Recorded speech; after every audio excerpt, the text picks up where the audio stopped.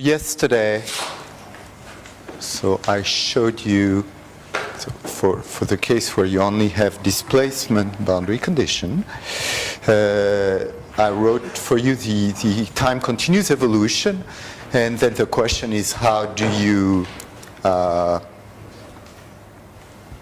what do you do when you want to compute something, or what do you do when you want to prove existence of an evolution. So I remind you that at time, so you have your time here, 0t. You assume that you know what happened at time ti minus 1.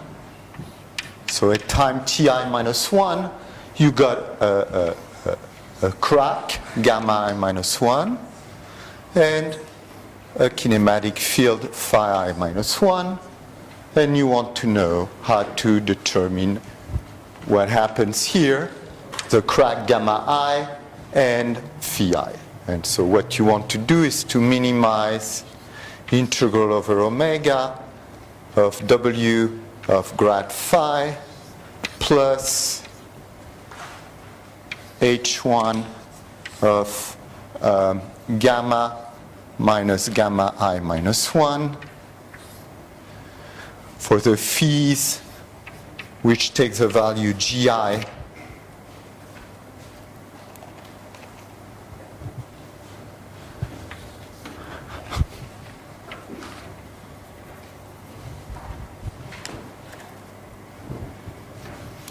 so you have data gi minus 1 gi, so for the phi that takes the value gi, and then and that are discontinuous, that may be, if you want, discontinuous on gamma. I'm not going to say that.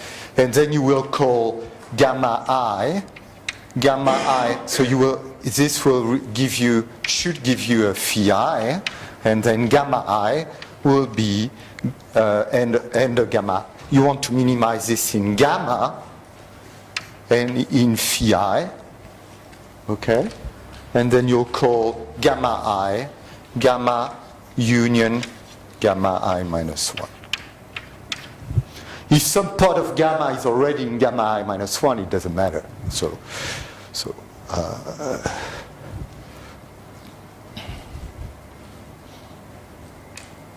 maybe that's not exactly what I wrote yesterday, but it boils down to the same thing. And then there was okay, so before that, so I said, before that, then I said, well, how do you go about solving this? And I started talking about image segmentation, the M&MoCS functional. So the M&MoCS functional is the integral over omega of grad u squared, grad v squared, plus h1 of gamma plus omega minus gamma plus integral over omega of u minus g squared. G is a data, and you want to minimize this in u in h1 of omega minus gamma and in gamma. And so here I have to, so here is what I'm going to do today. I'm going to tell you a little bit about how you solve this problem. And then I want to show you something which has to deal with a question that Sergey asked yesterday, to elaborate a little bit more upon that by solving exercise number 1, unless somebody has done it, and then they will come and solve it for me in my notes. So the result, when Mumford and Shah did that, they were essentially, they stopped there. They didn't have the tools to address that problem. And the tools were developed throughout the years by the Italian school, of the Giorgi. One person. In Italy, a school made by more than well, but Okay, but he's and I should say he's one of his students, Ambrosio, were very instrumental in proving this. So here is what. So I'm giving you first the result, and I'll try to explain a little bit what it means. And so what they said is, so here, don't forget that gamma can be any closed curve, essentially in 2 dimensions, any closed curve, and you might as well restrict it to a finite length because you're minimizing. It's a very important thing about minimization. It's not very you don't have to worry about whether something is infinite or not, because whatever test function you plug into your functional, if you get infinity, there's very little chance that it be a minimizer unless the function is actually identically plus infinity. So you don't have to worry too much. I don't even have to say that gamma I'm restricting this to gammas that have finite lengths. It doesn't matter. I don't even have to say that I have to restrict to gammas that are curves. It doesn't matter. I can take anything, any closed set. So there are measurability issues associated to this measure. So closed sets would be enough. Okay, so here is a statement of De Giorgi, and actually the work that they, so there'll be 4 people. The work was done partly in collaboration between De Giorgi and Carriero Liacci. 2 people, Carriero and Liacci. So it's not one person.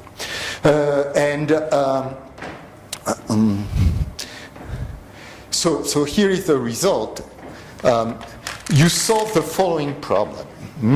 You minimize the following thing. Integral over omega of grad u squared, and I'm going to explain, plus h1 of SU plus integral over omega of u minus g squared. And you minimize this, so suddenly gamma has disappeared, and it has been replaced by this scribble, which is SU. And SU is a jump set of U. So what you're going to allow is you're going to allow your test field to jump. And in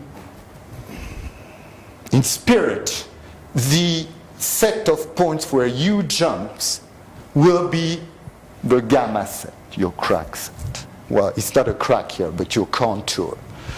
So the correct space of which you need to do that is U in what's called SBV. So it sounds, S stands for special, B for bounded, V for variation. So what is that space?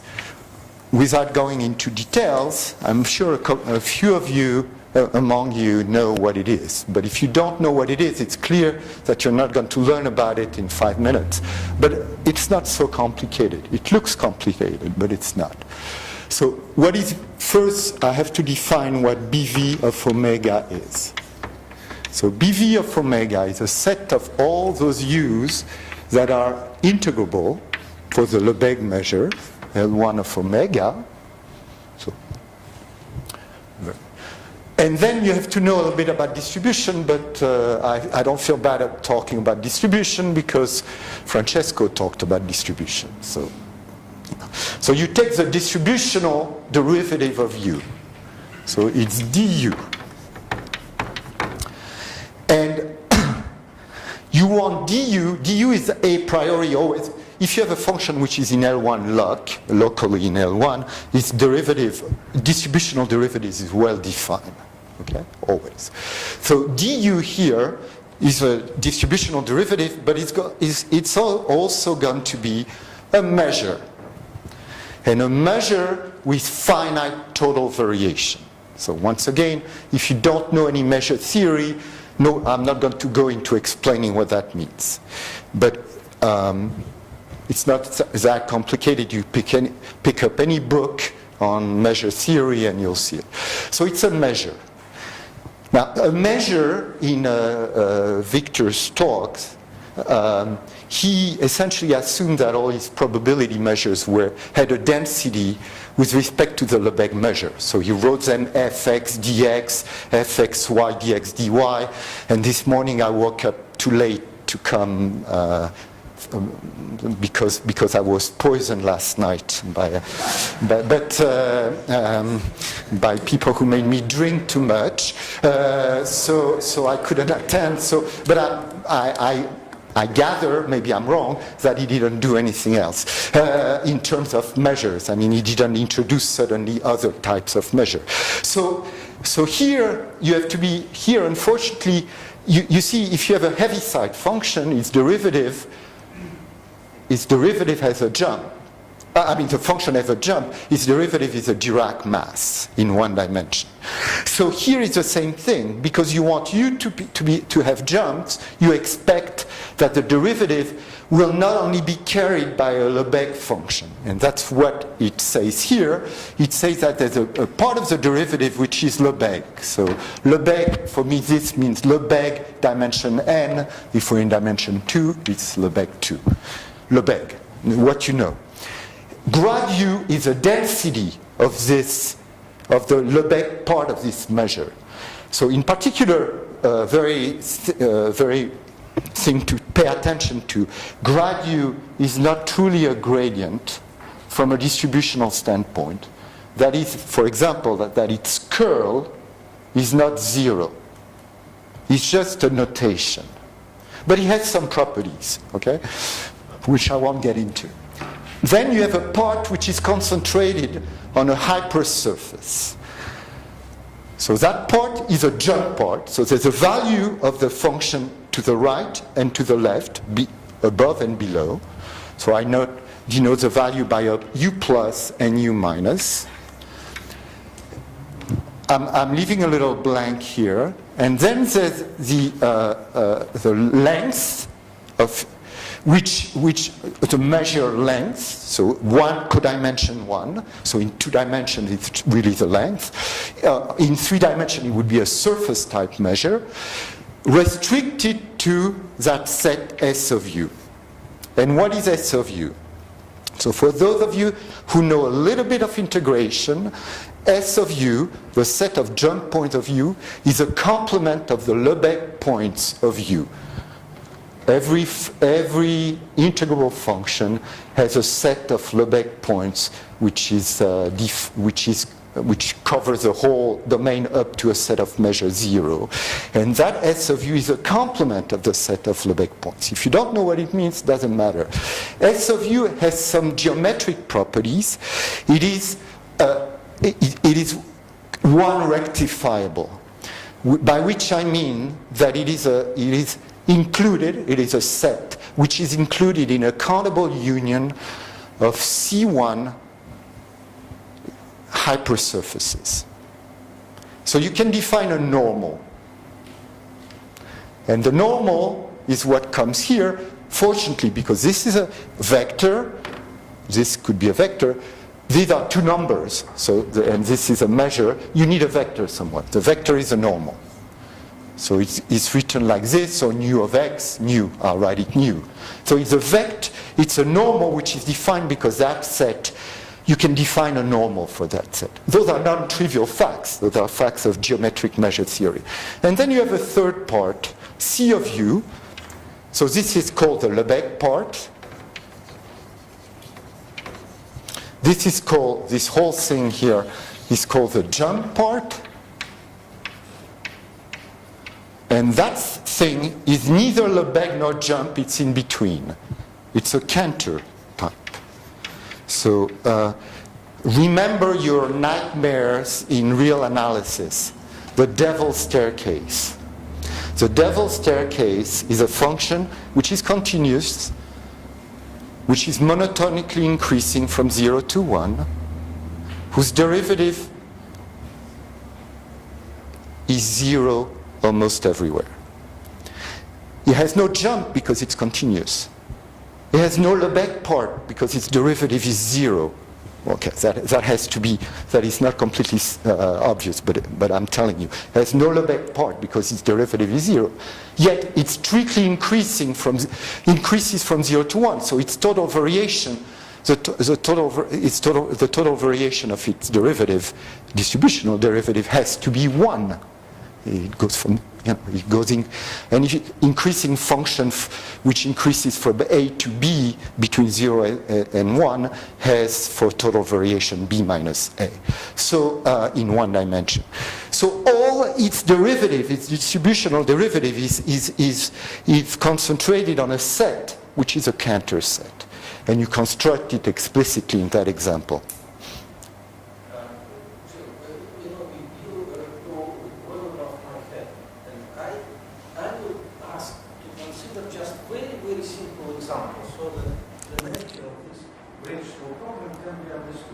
Let me suggest such an example, if you don't know.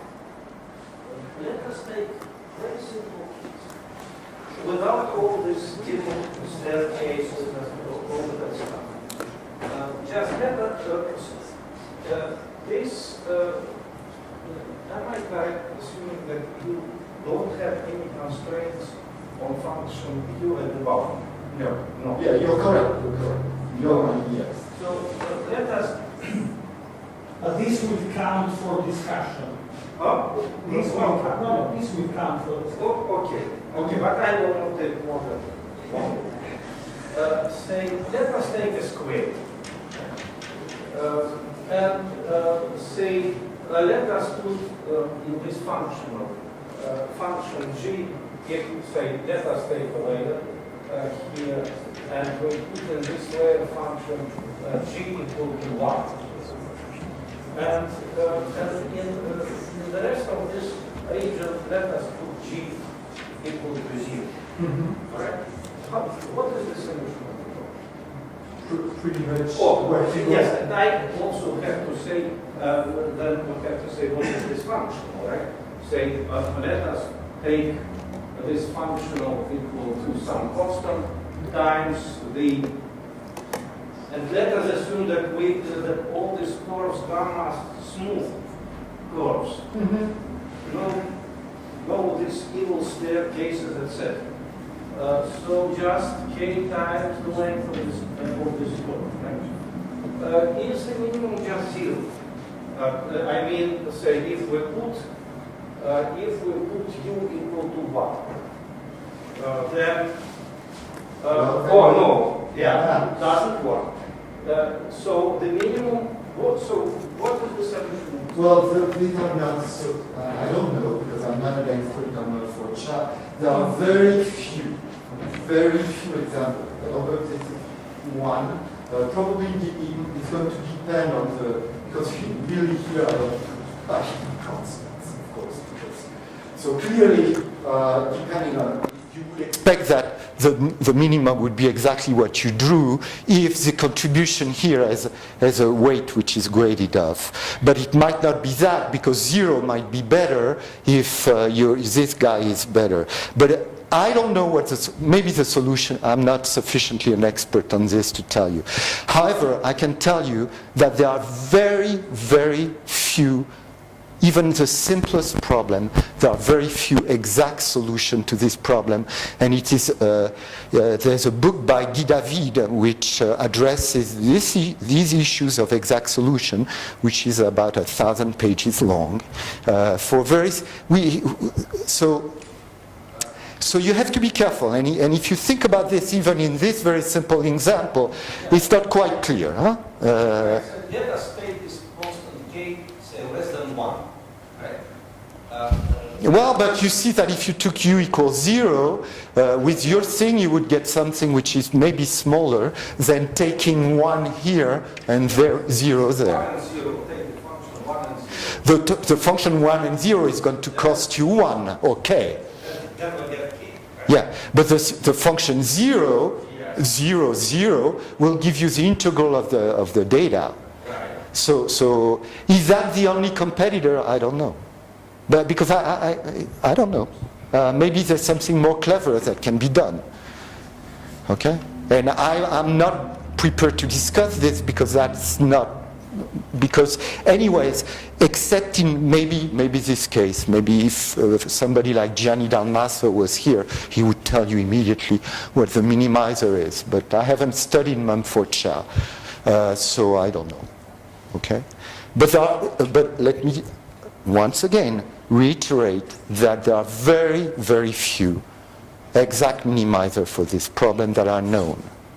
Actually, the regularity of the set which minimizes this thing, that's a huge open problem. It's still an open problem. We don't know how regular it is. We don't even know in general if it has a finite number of connected components. Hold on. Well, let me go on, and then we'll see. Okay, so this was BV. Now, the set SBV eliminates counterparts. So SBV is those elements of BV which have no counterpart.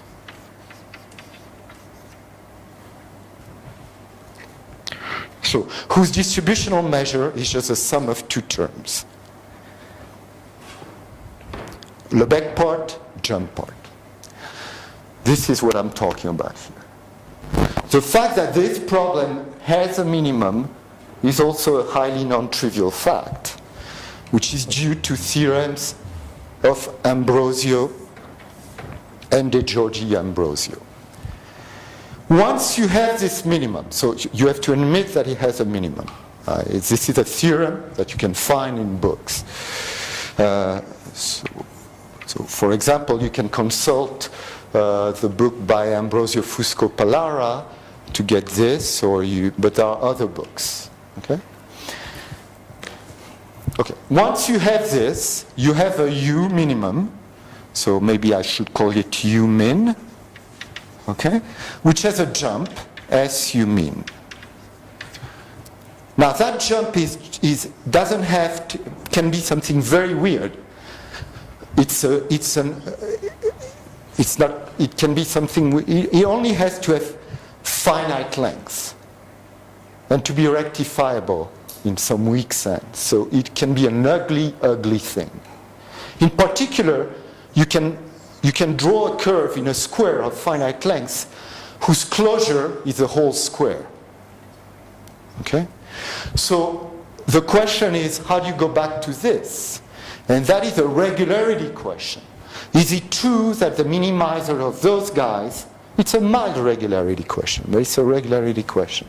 Is it true that the minimizers of those guys are such that their closed sets are nice enough?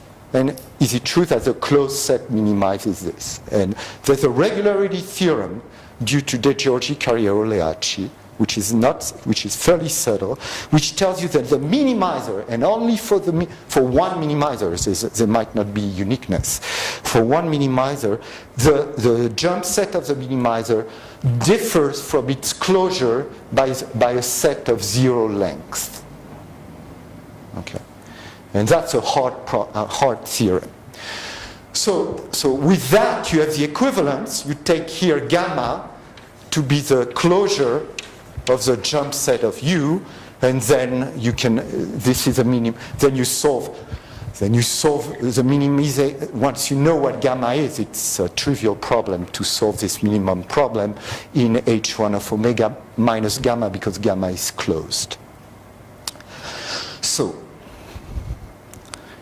because we knew this, we decided to, and because it's really hard to handle those set gammas. We don't know. Gamma can be anything. We decided to go to that formulation. So this problem here, we reformulated in a different formulation. We reformulated in a weak form in SBV. So you're going to minimize over U in SBV of omega, the integral over omega of grad U squared, C of grad, W of grad U, sorry, but it doesn't matter for what I'm talking about, W of grad U plus K H1 of the jump of U minus gamma I minus 1. So it's not U but phi to be overall, so it's phi. But be careful, we're in elasticity, so it's not scalar anymore. So it's with value in R2. And here I'm cheating. So that's where you cannot cheat on the math. You have to. So this is not actually the right space, but for reasons that, but it's nearly the right space, which have the value GI. And the best thing is to say that the value is GI on R2 minus, on omega here, it doesn't matter. On d omega, it doesn't matter. And then what do I call gamma I? I call gamma I the result of this minimization. So I get phi I, a minimizer, in SBV of omega. And then I call gamma I minus 1, union S of phi I. So since this problem this problem is slightly different from that one, in the sense that you don't have a forcing term, but you have boundary conditions. It's okay, it still works, and you apply this, you get phi I, and then you iterate. And so you get, that way you get an evolution, a discrete in time evolution, and then your next task, so that would be fine. So there are two things. If I know, from a numerical standpoint, if I know how to compute this problem over there, to solve this minimization problem, I know how to, I'm very happy, I'm solving something, except that I may be solving something which has nothing to do with your original problem. And that's why in my notes, and rather than going through the proof of the existence, I'd rather show you the kind of difficulties you run into. So here is one difficulty that you may run into. But somehow it's not a difficulty. So it's called the Neumann sieve. So the Neumann sieve is something which is very well known in homogenization. And it's the following problem, and I hope Victor will be happy with that problem, because that's a very simple problem. So let's see. So you assume that let me make sure that I'm not saying something stupid for the boundary condition. Yeah. So you put zero boundary. So you have to solve a Laplace's equation. The simplest thing. 0 here, 1 here as boundary condition, and on top and bottom, so this is x1, x2. On top and bottom, you're going to put du dx2 equals 0. So what you would call the complementing, the Neumann complementing condition, du dx2 equals 0. The normal derivative is 0. Okay. But you got to solve it not on that domain. You're going to solve it on that domain minus a sieve. That sieve I'm going to call gamma n. What is a sieve? It'll be gamma n, it'll be 0, 1. I mean, sorry, because it'll be 0 cross 0, 1 minus something. So I'll write it like this, 0 cross 0, 1 minus small holes. You've got to put n holes here. There'll be n holes. But the size of those holes is exponentially decreasing with n. So minus n holes, which are equidistributed, of width exponential minus 1 over n squared or something like that. Or minus n squared. Let me make sure.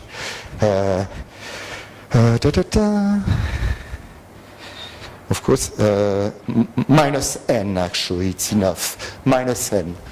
Sorry, minus n. So for example, I take all the rational numbers 1 over n, 2 over n, 3 over n, 4 over n, and I put a little interval of radius exponential minus n around those points, and those are my holes. My domain is omega minus gamma n. On that domain, I solve Laplacian u, Laplacian un equals 0. Hole means the domain is omega minus gamma n. I'm solving the Laplace's equation on a domain which is that square minus these guys, minus the complement of n holes of, minus the complement of n holes of, so you have very small channels where you can transmit information. You have n channels of size exponential n, okay? And I'm solving the Laplacian here. And the question is, what does, the boundary condition is on the complement of these holes, which is Neumann. So here, the natural condition, du dx1 equals 0 on the boundary, on both sides, both sides. So you could think of those walls as a crack, if you want. It's yeah. But you could think about it as anti-plane shear. Okay? And this is a crack. Okay? That's physical. Okay, so minus Laplacian un equals 0, you solve.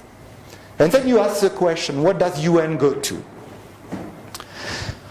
Well, if I ask anyone except a few people with twisted minds, and they would tell you close the hole, and you got to solve minus Laplacian u here, minus Laplacian u there, with Neumann boundary condition in the middle equals 0. That would seem like the natural thing. So you would get a solution, u equals 0 here, because u is 0 there, and u equals 1 here, because u is 1 over there. So you are taking the liquid. Exactly. And that's what you would expect for fracture. You would expect something like that. But that's not what happens. Because somehow the holes are so small. They're just critically small. If you made them any smaller, that is what would happen. But they're just at the critical size, so that there's a memory of that there were channels. And the answer is that un doesn't go to u in any reasonable topology. It goes to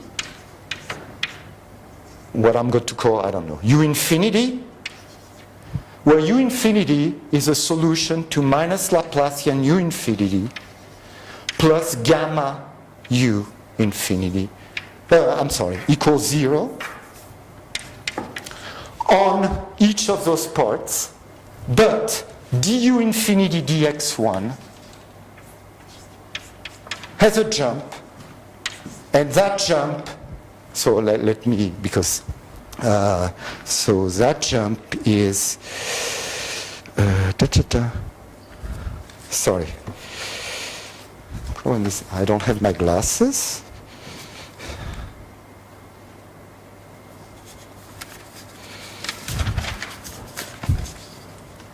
Yeah, I'm sorry. Du dx1, there's no jump. It's on each one. So Laplacian u equals, minus, okay, hold on. The thing is I can't see anything. Du dx1, I must have equals gamma jump of u. So now I'm a little bit, why did I write du infinity dx1? Probably because there's no jump in du infinity dx1. So So, in essence, what it says is that you have to solve. So I don't recall, I hope it's the right formulation. Huh? So there's no jump in du infinity dx1, but the du infinity dx1 is related to some possible jump in u infinity. So somehow... So you get another mark condition on the bound. I would say yes, but the gamma is hard to the gamma is hard to determine. The gamma has to do with the capacity of small holes. So essentially that means that you and that means something, that in particular the limit problem still carries some energy, because that guy carries absolutely zero energy because the gradient of u is zero. You have some remanent energy. You don't want this to happen in what you're doing with fracture. That would be a catastrophe, because if you think that this is a fracture problem, you want to converge to a fracture problem. But actually, this doesn't happen, and I don't want to spend too much time on this now, but I explain it in the notes. I explain why adding this part here makes this kind of phenomenon impossible. And I'll tell you in words. When I do this, I only consider the energy, the internal energy. I don't consider what I pay for creating those cuts. At some point, I'm better off cutting off. When I have gamma n large enough, then I'm paying very little surface energy by filling the gaps. Cutting off the two pieces, I'm paying what? N times exponential minus n, which goes to zero. I'm paying nearly nothing in terms of surface energy, but I'm gaining huge potential energy, because suddenly I'm in the situation where I have u equals 0 and u equal 1. That means that when I minimize jointly in the crack and in the field, I reduce the energy at some point by cutting through the structure. So that means that in essence you do not expect, but it's just a feeling. You don't expect that when you do those kind of minimizations, you're going to end up with a lot of connected components. You expect that if you have too many connected, if you have, for example, if your crack wanted to do this in your domain, it would probably be cheaper to close the crack. You would pay a little bit more surface energy, but you would decrease immensely the bulk energy. So that's one issue that you have to deal with. Okay. Sorry, maybe I misunderstood. So you have jump of u, but no jump of u over the end. Well, that's what I'm not completely sure about. I think it's true, but we should sit. Maybe I'm saying something wrong, but I think it's true, because I mean that's what I wrote and I copied it from something else. But okay.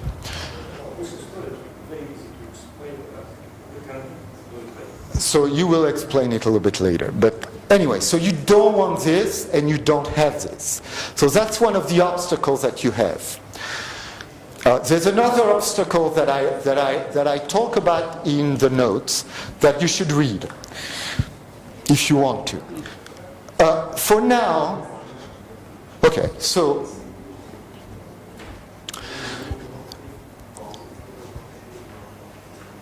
yeah, so I'm not saying I'm done with this in terms. So I'll give you the.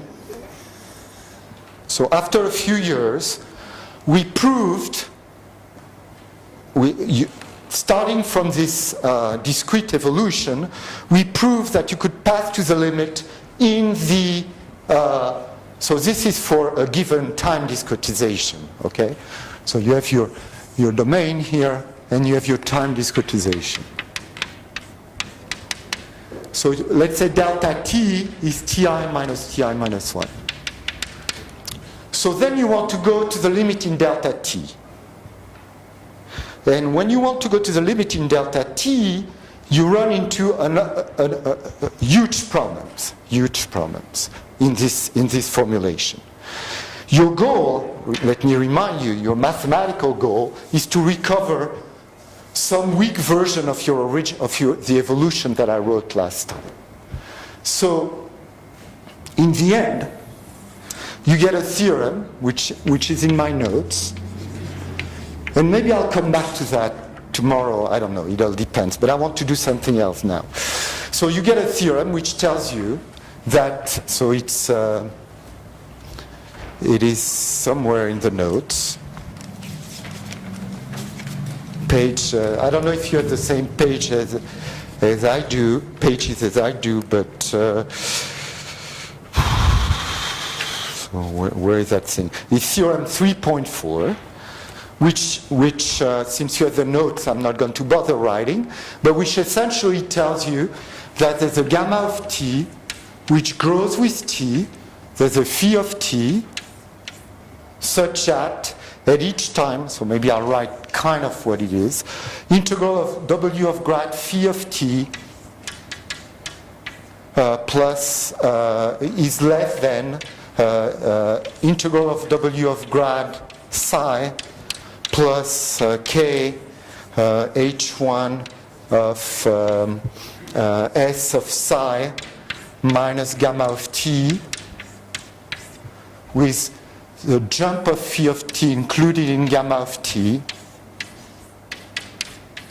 and such that you have energy conservation dt of the integral over omega of w of grad phi of t plus h1 of gamma of t equal to the power of the external forces, integral over d omega of dfw of grad phi of t g dot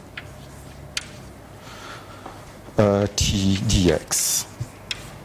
And this is true for any psi which is in SBV of omega and which satisfies the boundary condition. Psi equals g of t on d omega. And this is omega with value in R2. In particular, what is very, okay, so there's a theorem. Okay, the one thing about the theorem which is very specific, which I should point out, is so that's provided, with assumptions, with correct assumptions on d omega and g of t. So one thing to remark, which is very important, is that nowhere does the derivative in time of phi of t appear. That is typical of rate independence. That is typical of those dissipation functionals that are one homogeneous. There's no regularity in time. You cannot expect phi of t to be anything in time. In particular, phi of t can jump in time. Gamma of t can jump in time. So the crack can grow suddenly at a given time. This theorem is designed so that the only time derivative is on the data. So if the data are smooth, that makes sense. There's an n missing here, which is the normal. It's the normal to d omega. So that is explained, I think, in the notes pretty well. I don't know. But, so you don't have any time derivative in general. It's an issue to know whether or not a time derivative exists. Okay, so I'll come back to this. I'd like to do today, for the remainder of my time, I'd like to talk about a 1D example. Victor will be happy, and make this formulation work or not work. So I'm going to do exercise 1. Did anybody solve exercise 1? No. Okay, so let me try and do it and not mess up.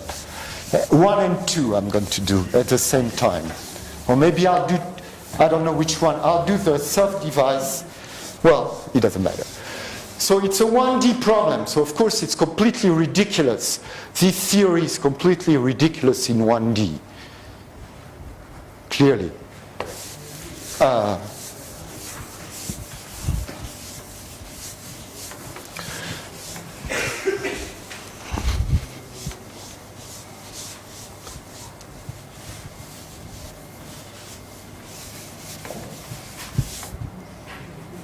So here is so you have a bar of length L with a Young's modulus E, which is attached here. U of 0 is 0. And then you have a choice of a hard device or a soft device. So let's do the soft device, yes, first, because that's what created this unease yesterday. So it's a soft device, so I'm pulling here with something which is proportional to t, and I'm going to, just because I want to be, not to be, first I don't want to waste your time, and also because I want to make sure that my things are homogeneous, I'm looking. So I'm going to call it T sigma. I'm going to call it sigma. I'm pulling, okay? So what is my total energy in my language? It is, so my notations are what? E of sigma and phi. E of sigma and phi is what? So it's 1/2 of the integral from 0 to L. So in the notes, so as to be sure that the units are correct, I multiply everything by the cross section. So here I'm not going to do that. So everything is per square meter. Okay. So E phi prime squared dx, okay, plus k. What is the equivalent of the length in one dimension?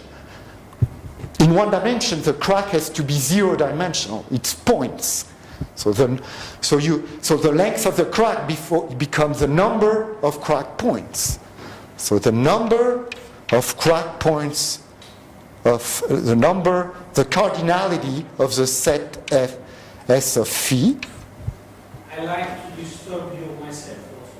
Could be also that the energy, you have points where you keep continuity of displacement, but the energy released is not that one. There's no energy release. In K. Yeah. K is what you pay for having a crack. Yes. So you could have less than K somewhere in the crack. Yes. I can have whatever. So instead of having more than one crack, you have one crack with a smaller K. I don't know.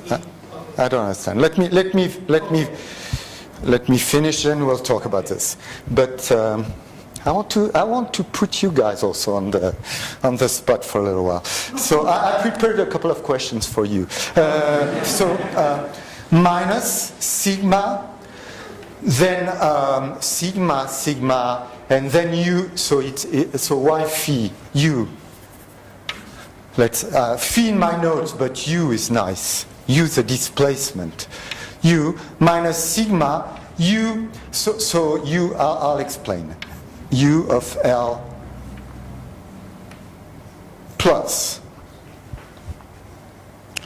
So let me explain. My u can jump. That's very important. So u can jump. So forget about SBV, it doesn't matter. It's a function that can jump. It can jump anywhere on 0L. And here it could even jump actually, it could even jump at 0 or at L. Okay? So that's why I'm putting u of L plus, because if it jumps at L, it's a value to the right. That on which the amount of jump is unknown. The amount of jump is a noun. Okay. This is a potential energy. This is the surface energy, and I'm going to try and see what I can do with this. So now what do? I take a test function. So let's say that u 0 or u is my minimum. So sorry. Okay. So now let's say that u is my minimum. Or no, not. Let's say that u is what I'm looking for. I'm not saying if it's a minimum or anything like this. And I'm going to test, for example, just unilateral stationarity.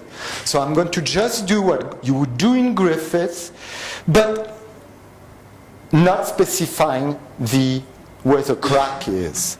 So what do? I take u, and I want to know if I want to compare u of sigma, E of sigma u plus h zeta minus E of sigma u, and I'm going to take the limit as h go to 0 for a zeta which is such that it's admissible. So if u is okay, so I'm going to extend u. Well, okay, no, I'm going to take u minus 0 is 0, if you want. So zeta is going to be such that zeta minus 0 is 0. That's the only thing that you impose upon it. So what do you get? You get the integral, 1/2 of integral over 0 to L of E u prime plus h zeta prime squared dx plus k, the number of jumps. So the problem is,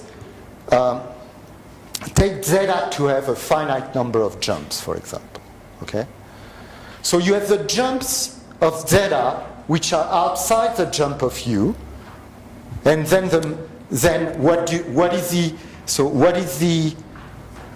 u plus h zeta has jumps, may have jumps. There are jumps that can come from u and jumps that can come from zeta. First, I'm going to look at the set of jump points where u doesn't jump, but zeta jumps. What do I pay for this? I pay the number of points which are in the jump set of zeta, but are not in the jump set of u. Okay? And then I have the points where u jumped and zeta jumps. U plus h zeta will jump because if h is small, I will never compensate the jump of u by the jump of zeta. So then I have plus k, number of jumps of u, okay, and then minus 1/2 of integral 0 to L of E u prime squared minus k jump su.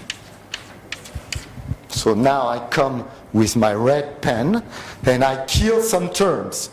So this I can expand because it's a quadratic term, so I'll expand it. I'm not organized like the other lecturers in terms of managing the board, so I'm expanding this, so I get 1/2 of integral from 0 to L of E u prime squared plus integral 0 to L of h E u prime zeta prime plus 1/2 of h squared integral 0 to L of E zeta prime squared dx. Forget about the dx.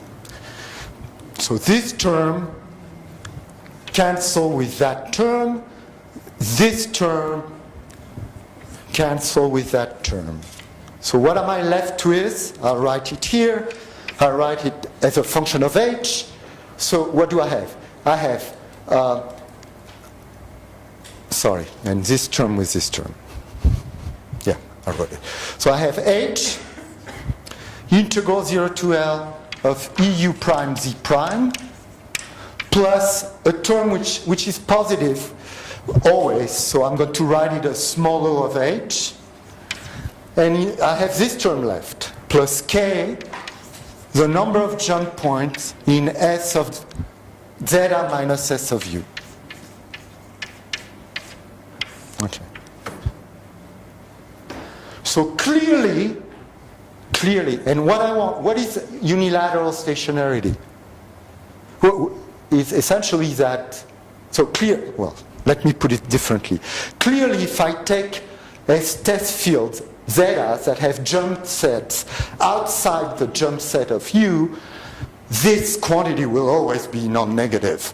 No matter what U prime Z prime is as soon as H is small. So clearly that's not an obstacle. So clearly the only thing that's going to test whether or not, the only case that is going to be critical for my testing anything, unilateral stationarity, local minimality, global minimality, is going to be when the jump set of my test field is included in the jump set of U. Because otherwise, I'm adding a contribution which is of the order of K, at least K. So that difference is at least K. The derivative with respect to H is certainly greater or equal than 0. It's greater. It's going to go it's going to be greater than K. You know. So I can take the S zeta included in S of U. And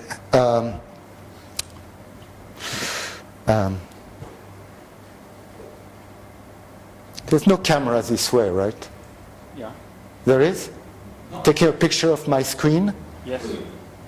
We'll do it later. No. That's it's just a picture appeared that was strange. It's whatever. On the screen of your computer, you mean? Yeah. Ah. Don't. No, I'm not worried. So strange things happen sometimes. Okay. So now I'm going to write. I forgot some term, and you didn't tell me. I forgot this term. So I have this term, sigma U plus HZ of L plus minus sigma U of Z plus. So I'm getting minus here in terms of H zeta of sigma zeta of L plus. Sigma zeta of L plus. So I hope you understand what I'm saying. There's a linear term here which gives you a contribution which is an H zeta of L plus with a minus. Okay, so what do I get? I get that E of sigma and U plus H zeta minus E of sigma U is greater than, and I repeat what is over there, because H times the integral from 0 to L of E U prime zeta prime plus, in the sense of minus, sigma zeta of L plus. Okay? Plus a small o of H. So what does unilateral stationarity tell you?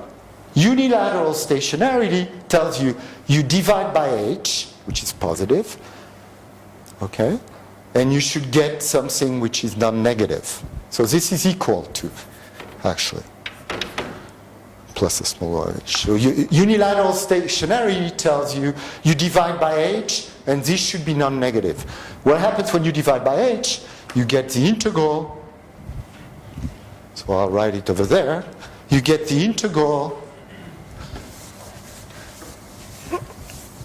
from 0 to L of sigma,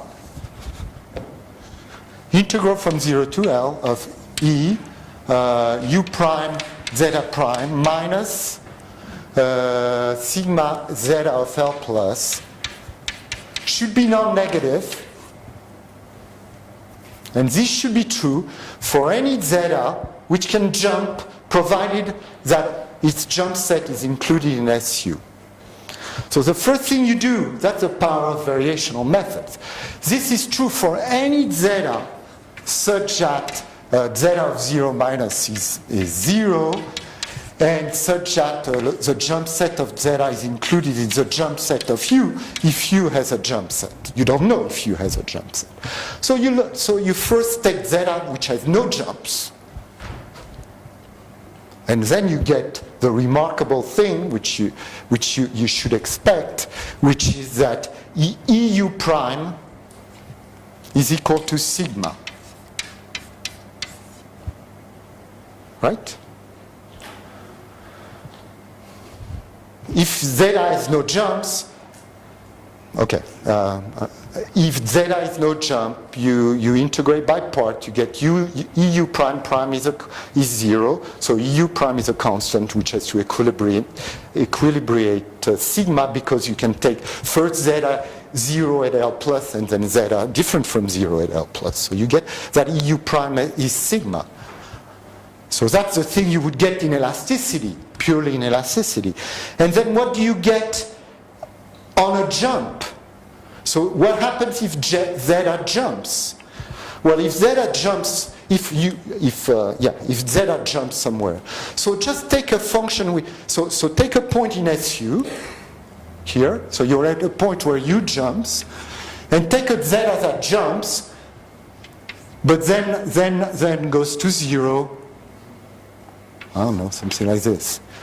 So then what are you going to get? I mean, I'm trying to go fast, and maybe I shouldn't, but I look at the time. And so what you're going to get is a contribution of EU prime on the right-hand side minus the contribution of EU prime on the left-hand side. Okay? But times the jump of zeta. And that should be 0. Because you can you can choose a zeta such that it jumps only at one point and is 0 when you're away from that point.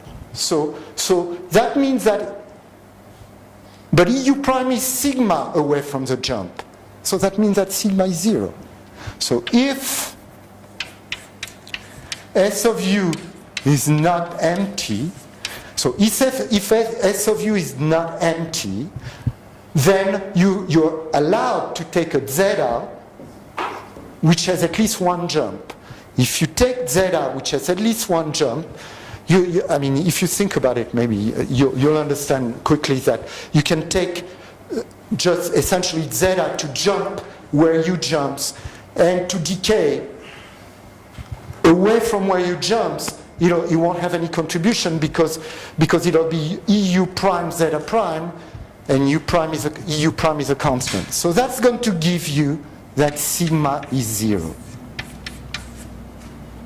So that means that the only solution which satisfies unilateral stationarity has no jumps as soon as you load. The functional is not functional velocity. That doesn't mean anything. No. But that's. That's this problem. In order for any racing problem to have the functional must be bounded from below. Who says? Otherwise, minimum is just minus infinity.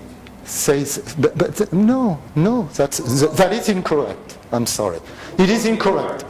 The correct thing, the only thing I'm testing is unilateral stationarity. I'm saying if you plug U in this energy, and if you plug U plus H zeta in this energy, the derivative of this quantity as H, the quotient of this by H, should be non-negative. That's all. I don't care if there are values of the test field for which this guy, yesterday I showed you that there were values. I'm not testing the whole. If I do global minimality, I agree with you, but I'm not doing global minimality. I'm just. The question is simple. Is there a sequence of functions on which this functional goes to minus infinity? That question is irrelevant to the problem that I'm formulating. If there is such a sequence, then the initial problem doesn't have much sense. Is that not true? If you have a sequence of functions on which functional goes to minus infinity, what is the meaning of the initial problem? Because I'm sorry. Yeah. It's because in your head you're equating variational problem with minimizing something. Yes. Right. Exactly. But I'm not. All right. I'm saying I'm looking for a stationary point. This function is perfectly okay from the standpoint of the state. It has a saddle point that's a perfectly good variational problem. If you write and in your action, the action that Francesco wrote or CISM wrote, there are no minimizers. But The whole set of points. No, but their problems are dynamic problems. It's a different story. But you are considered a static problem. I don't know why. I'm not aware of the principles that say that variational static problems should have should have an energy which is bounded from the logic. But okay, so let me finish with this, and then we can. So in order to get just unilateral stationarity, I need to have just elasticity. That means that in this problem with a soft device, it's not a question of global minimality. Okay, so then there's the next step is to see if the elastic solution is a local minimizer, and you can see that it's a local minimizer easily, because in that case this is essentially zero, and that term is always non-negative because it's a square, which was here, so it's a local minimizer. So that means that the only solution to this problem with unilateral stationarity or local minimality is the elastic solution, which means that if you're loading your problem, if you're going to do this, okay, and apply this formulation, this Griffiths formulation, and here I'm just applying Griffiths. I haven't done anything than applying Griffiths. I'm in 1D. The only solution, you will never have initiation. So the choice is, of course it's a 1D problem. The choice, so what is the conundrum? The following. Either you take global minimality, you will initiate crack. I mean, I didn't do the hard device, but you can do it along those same principles. So either you do global minimality, then you're restricted, as I said yesterday after Sergei's remark, to boundary conditions that are hard devices. Okay? And then you have global minimality, no problem. And here you will see that, for example, if you do the same thing with a hard device, there's a perfectly defined solution where suddenly you have a jump that appears. Where it appears, you don't know, because it's a 1D problem. There's not enough geometry. Or you insist on doing soft devices, so forces, in which case, in this simple setting, you can never initiate a crack. And that's actually pretty much, how should I say, pretty much generic.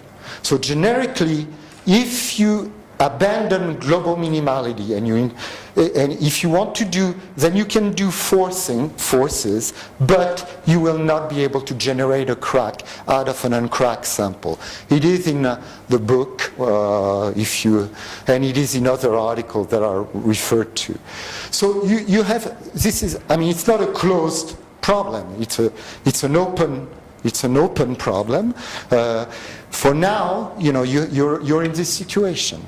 The one cure to this, as you can see in my book, I don't like to advertise for my book, but one cure for this is to change the surface energy. But it's an apparent cure because it creates new problems. This kind of problems disappears when you have a surface energy which is cohesive. But you add other problems. So, okay. So now I'm finished with what I wanted to talk about today.